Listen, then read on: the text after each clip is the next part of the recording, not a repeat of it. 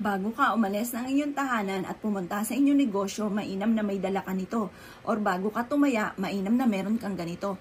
Ano po ba ito mga bossing? Alam nyo po ba mga bossing ko na ang star anise ay nagtatawag ng good fairies? Alam nyo po ba na ang ating bawang ay nagtatawag din ng good fairies at nagtataboy ng mga negatibo?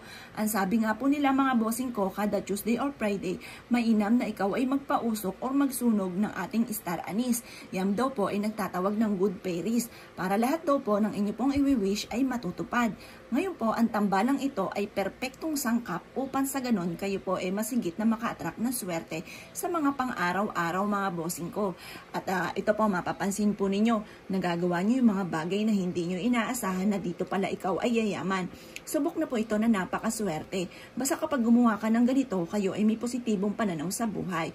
Basta kapag gumawa ka ng ganito, alam mo na ikaw ay magiging matagumpay at simula na ito ng tagumpay nyo. Huwag kang mag-iisip ng pangit.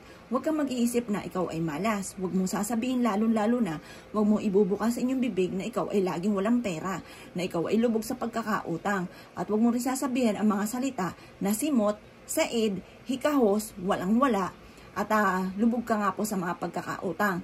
Yung mga ganong salitain, yan po ay nag-a-attract ng negatibo. Kung sa ginawa nyo po ito, bago-baguhin ang sistema natin. Dapat po laging positive mga bossing. Ngayon pa mga bossing ko, ito yung ating bawang. Ang bawang mga bossing ko ay mag-a-attract ng swerte. Mag-a-attract ng swerte sa pangkalahatan mga bossing.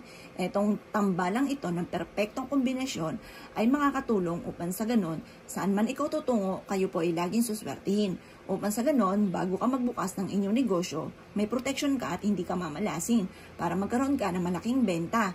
Upang sa ganon, kung kayo ay tataya, mag-wish ka lang na mula sa inyong pong puso. Basta masasabi ko lang sa inyo, kung ukol ay bubukol, kung hindi para sa inyo, mag-try ka na lang sa susunod muli. Mas mainam mga bossing ko na meron tayong pang-attract na swerte. Alam niyo po ba, lahat ng mga mananaya ay meron pong pampaswerteng hawak. May pantaboy din po yan ng mga kamalasan, kaya huwag ka magpapahuli. Dapat meron ka rin. Kaya sa mga simpleng ganitong mga pamamaraan, makakatulong po ito para mas maging positibo ka. Ang taong positive sa buhay mga bossing ko, ay mas nakaka-attract niya ay positive. Kung ikaw ay nega, nega din po ang maa-attract ninyo. Kaya bago ka umalis ng inyong tahanan, kung ikaw ay maghahanap ng trabaho, kung ikaw ay may negosyo, kung ikaw ay mananaya, or parang pakiramdam ninyo ay paborito ka ng kamalasan, etong dalawang ito ay perpektong sangkap upang sa ganon mabago-bago ang sitwasyon, upang sa ganon ay matupad ko anuman ang ninanais. Gawin niyo po ito ng mga bandang alas 7 ng umaga na nakaharap ka sa gawing silangan at mag-wish na mula sa inyo pong puso, taimtim na panalangin. Walang imposible mga bossing ko, lalo-lalo na kung ikaw po yung tipo na hindi sumusuko sa hamon ng buhay. Ngayon po mga bossing, subukan niyo po ito at mag-wish ka na huwag kang gagamit na sana. Ang mga pag-wish ay ganito.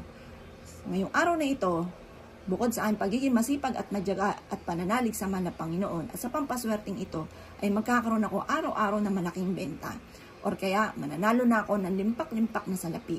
Or kaya, sa aking ina-apply ang trabaho, ako ay matatanggap. Ganun ang mga pag-wish na walang gamit na sana, direct to the point. Kaya kung ikinaniwala at nais po itong gawin, ay siyang mga boss, good luck po sa inyo po lahat.